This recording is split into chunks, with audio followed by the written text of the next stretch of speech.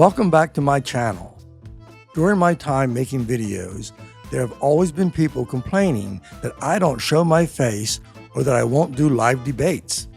On Rumble, I provided a lot of my reasons for this, mostly in my third video, so go back and check that out. As I pointed out before, doing something live doesn't prove you have the better argument or are more informed or more honest. If it did, then we would view politicians as the greatest source of honesty and intelligence. Heck, we would view used car salesmen that way.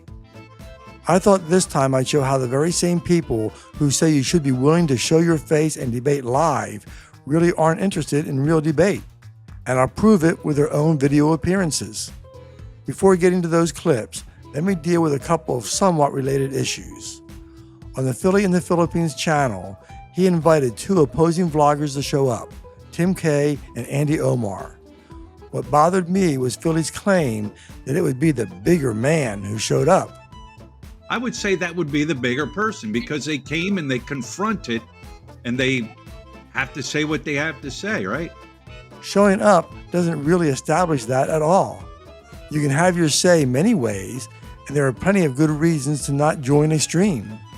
You may not be a good speaker, even if you know the issue better than your opponent. Your opponent may be quite willing to just make lie after lie, knowing it takes far more work to prove they are lying and not enough time to do it. That tactic is called the gish gallop. No reason to do a live debate with someone like that. What matters is whether someone's arguments hold up or not the way they choose to present them.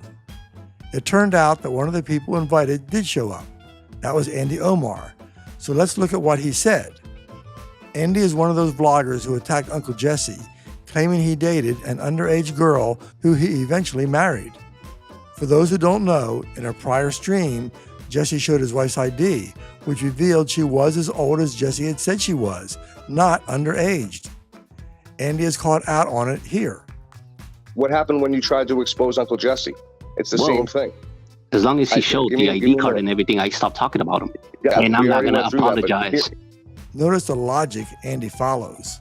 Andy says he stopped talking about Jesse after showing his wife's ID, but he also says he won't apologize. Is he serious? Sounds to me that he's trying to save face by keeping people who watch his channel ignorant of the facts while letting them continue to assume Uncle Jesse was doing something bad. Look at how he justifies not doing so. I'm not going to apologize for something that I would think it is for me in my gut feeling.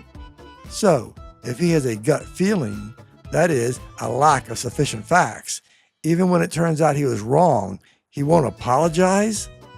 If someone makes an honest error in judgment, then a decent person would absolutely apologize and do so on the channel where they made the claims.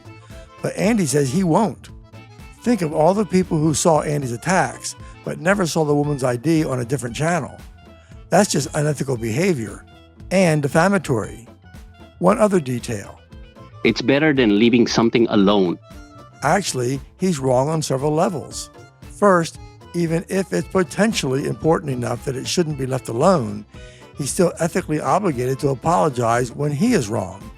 It's an integrity thing. Second, his false claim actually hurt people. That's no small thing. Third, even if you have serious concerns, rather than just trying to boost views on a YouTube channel, there are legal authorities you can report to so they can, actually investigate. It would probably take them just minutes to find out the woman's actual age, and no harm done when Andy is found to have been mistaken, since there would have been no public charge on his channel about it. But that ethical approach doesn't get him views, does it? Okay, let's get to the main issue I have with Philly's live stream, which proves that there is little reason to do the live debates people keep insisting on. Trolls love to go after you personally when they can't deal with the arguments you present. The more personal information they have, the easier it is for them to do so, including how you look.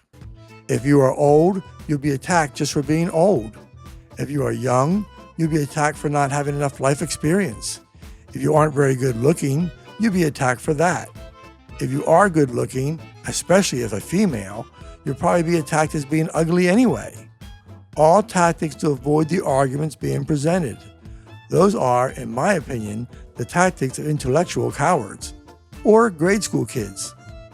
Don't believe me that people will do the things I just said? Stand by, because I'm going to prove it from the same live stream. First, we have the taunts to show up live, or you don't have any balls. It's like being on a grade school playground. Have the balls to show your face if you want to talk shit about someone else. Someone did show their face while disagreeing with the rest of the panel. Yes, he was foolish, another reason not to go live, and he said inappropriate things himself. But watch the results of someone showing their face on a stream where the others are saying how important it is to do so. And remember, he was outnumbered 3-1. We start with Andy Omar. Dude, you're just a fucking old motherfucker. Didn't take long to get to that one, but it gets a lot worse. You need to stop drinking, buddy. You look like you're getting ready to throw up. Look at the fucking place he's living in. What the fuck is this place? Are you in a nursing home now? Are you in an MHU, a mental housing unit right now, or? Because I don't see any pictures on the wall. Like, looks like a drop tile ceiling. So, are you like in like a mental housing unit living now, or a low income living? I mean, I'm just asking because I don't see no like pictures, and it's a drop ceiling. None of that has a thing to do with what the guy's criticisms were about, but it goes even further into junior high land. Why don't you have any teeth? Where are your teeth? Where are your teeth?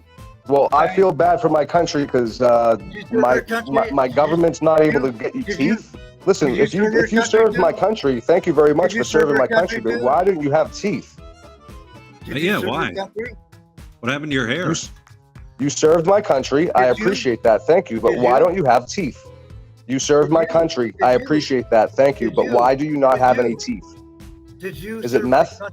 Meth addict. Meth addict. Meth addict. Meth addict. Are you meth addict? Are you smoking the pipe? Meth addict. If you have money, why do you not have teeth implanted? Yeah. Can you go get your false teeth so you can prove to everybody you do have false teeth? At least prove to us that you at least Prove it. Prove that you have false teeth. I love the squint. I love the eye squint that he does.